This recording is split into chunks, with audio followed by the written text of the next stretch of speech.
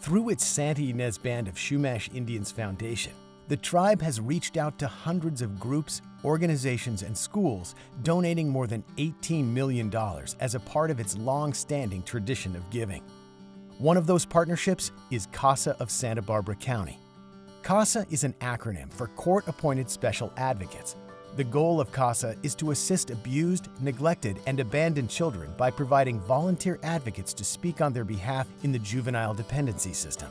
CASA carefully matches a volunteer with a child to ensure that the child's best interest is served. CASA volunteers are sworn in and made officers of the court for the purpose of advocating on behalf of a child. All of our CASA volunteers undergo a very intensive background check and 30 hours of state-mandated training before they are sworn in by a judge and made officers of the court.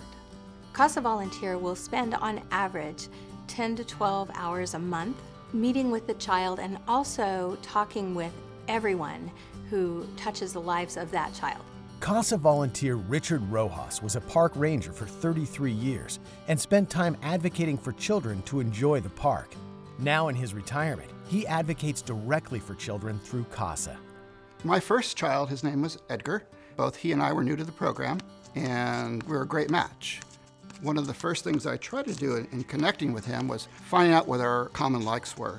And almost immediately I found out the Los Angeles Lakers. So that was an immediate connection. And oftentimes we'd find ourselves at the end of our day together on the playground near his house, just shooting baskets.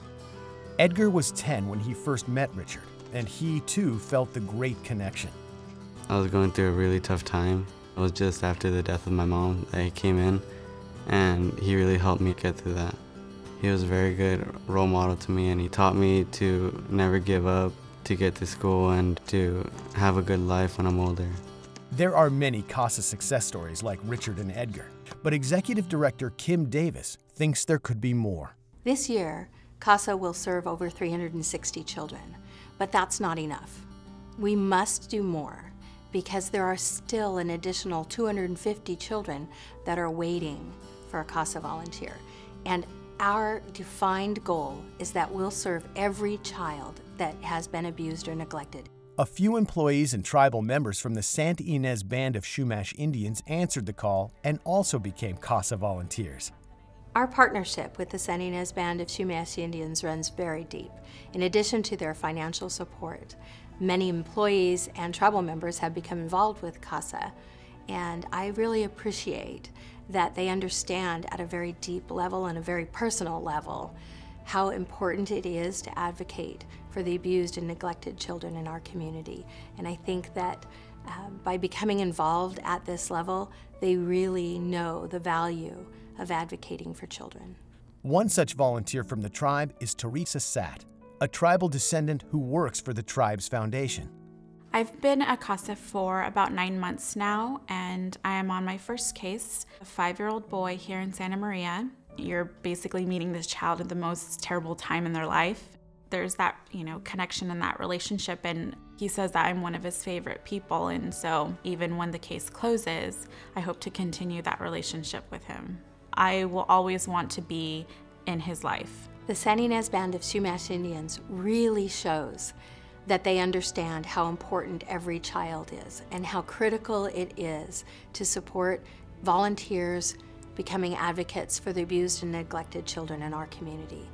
Their support over the past 6 years has really helped us to grow the program. We've expanded, in fact, to Lompoc and tripled the size of our program and the number of children served in Santa Maria in this time since they've been so generous with their support. Now that CASA of Santa Barbara County has grown, the organization can use more volunteers. As a CASA volunteer for more than 5 years, Richard can confirm what a rewarding experience it is. There's no greater satisfaction than giving of one's time, and it's a reward you'll never be able to measure. Since its creation in 1977 by a family court judge in Seattle, CASA has become one of the most effective programs of its kind. Just look at the situation with one volunteer and his appointed child, Richard and Edgar. I don't think I would be living today without him.